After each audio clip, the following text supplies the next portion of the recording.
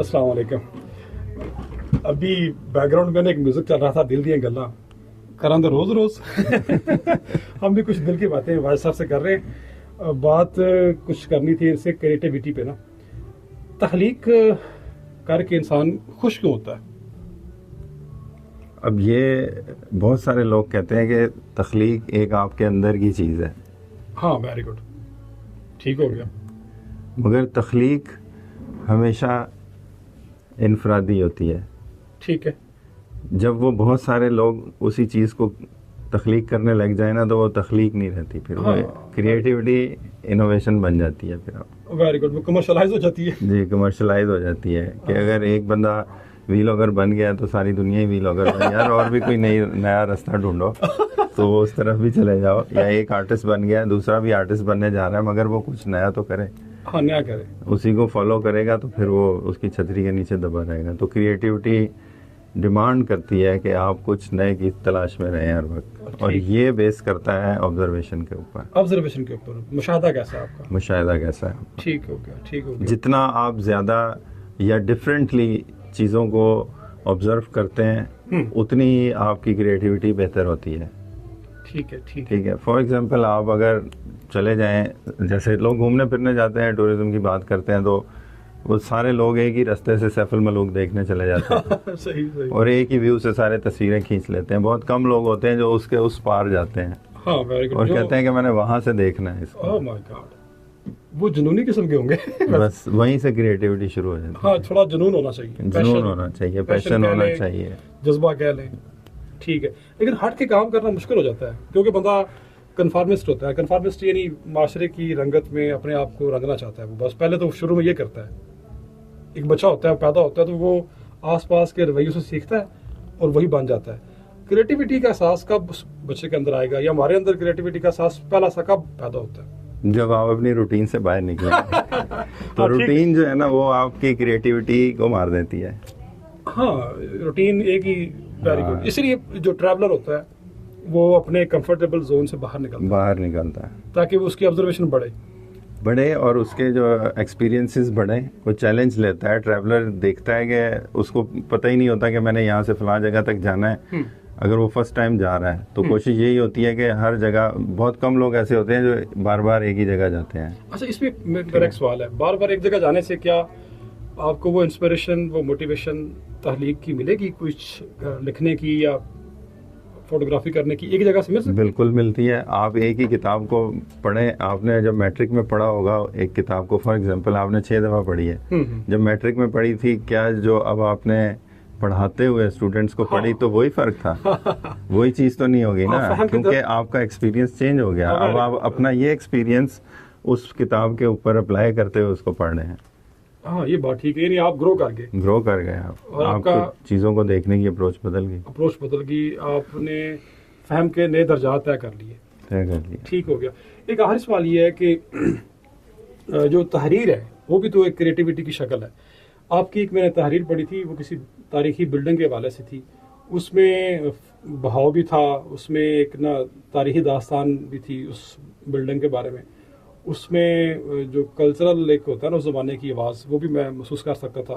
ایک اچھی تحریر میں یہ چیزیں کیسے لے کر آتے ہیں؟ میں تو اس تحریر کو پڑھ کے سحر میں مبتلا ہو گیا تھا, یعنی جادو کر دیا اس تحریر نے میرے اوپر.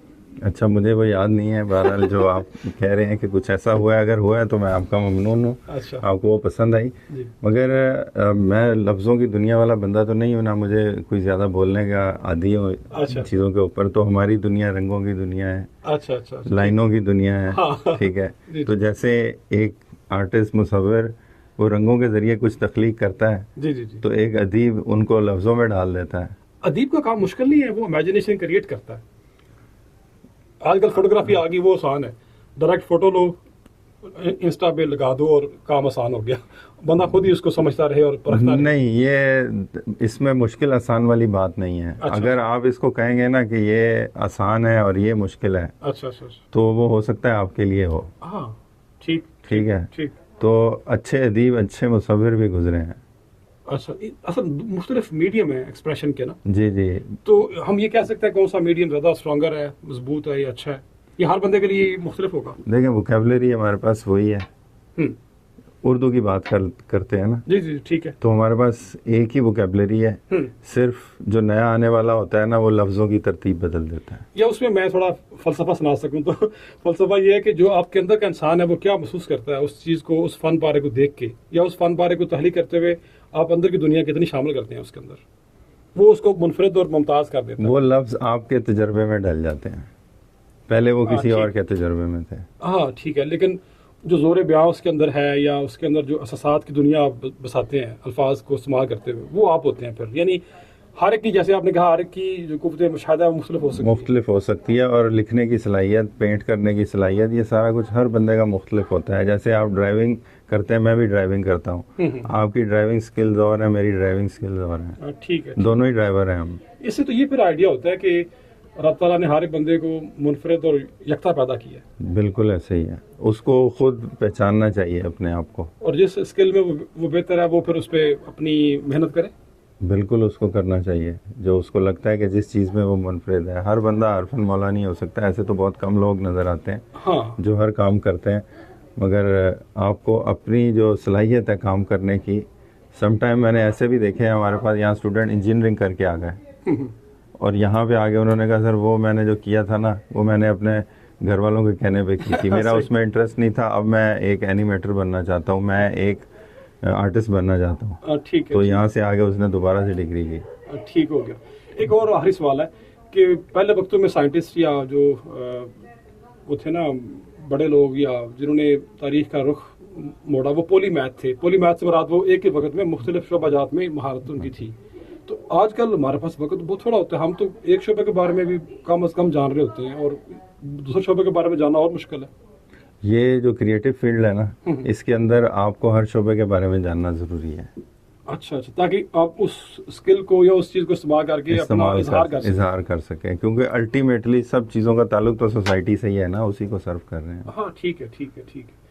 تو آخری ایک اور سوال ذہن میں آ گیا, جو کریٹو پرسن ہے اس کا کوئی مقصد یا اس فن پارے کا کوئی افادیت کے پوائنٹ آف ویو سے کوئی ہونا چاہیے مقصد ذہن میں تحلیل کرتے ہوئے کہ میں اس مقصد کے لیے یہ چیز تحلیل کر رہا ہوں, یا پھر وہ اپنی ذات کی تکمیل کے لیے کچھ لکھتا ہے یا کرتا ہے؟ وہ بھی تو مقصد ہی ہوگا نا. وہ بھی مقصد ہو گیا. میں نے مشکل سوال کیا تھا لیکن انہوں نے بڑا آسان سا جواب دے دیا. تو بغیر مقصد کے کوئی کام نہیں ہوتا, آسان یہی ہے, وہ کریٹو فیلڈ ہو یا نان کریٹو فیلڈ ہو. ویسے نان کریٹو فیلڈز کوئی نہیں ہوتی, ساری کریٹو ہوتی ہیں. یہ ہم اس کو روک دیتے ہیں کہ 2+2 ہی ہوتا ہے. وہ بھی کسی نے پہلے کوئی نظریہ پیش کیا ہوگا میں بھی, وہ بلکہ میتھ پہ پھر ہم الگ بات کریں گے, بات لمبی ہو گئی ہے. بہت شکریہ بھائی صاحب, بہت وقت دیا آپ نے آج اور کافی آئیڈیاز آپ نے کیپچر کیے. میں بھی ناظرین کو کچھ نہ کچھ اس میں سے سیکھنے کو ملا ہو. بہت شکریہ اگین. بہت شکریہ سر.